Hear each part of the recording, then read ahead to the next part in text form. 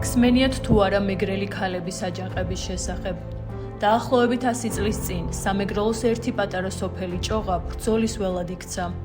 საბჭოთა ოკუპაციის მოწინააღმდეგე ქალებმა სამეგრელოში აჯანყება მოაწყვეს და ტკივილით გააპროტესტეს კოლექტივიზაცია.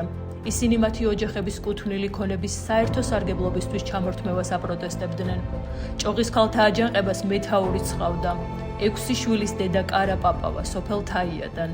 იმ დღეს მაზრიდან სოფელ ჭოღაში ჩასული ყოფილა ჩინოვნიკი, რომელიც ხალხს აცნობდა თუ ვის რა ქონება ჩამოერთმეოდა. ეს კაცი შემაღლებულ ადგილას მდგარა, კარა პაპავას ის ძალით ჩამოუგდია. არეულობა და გასროლაც ამას მოჰყოლია. არსებული ინფორმაციით სროლისას 3 ქალი დაიღუპა, მათ შორის ყოფილა 16 წლის ვერა შენგელიაც. ამბოხებისა და მისი ტრაგიკული დასასრულის ამბავი შემოინახა ერთმა ძველმა ფოტომაც, რომელზეც ჩანს, როგორ დასტირიან მეგრელი ქალები 16 წლის გოგონას.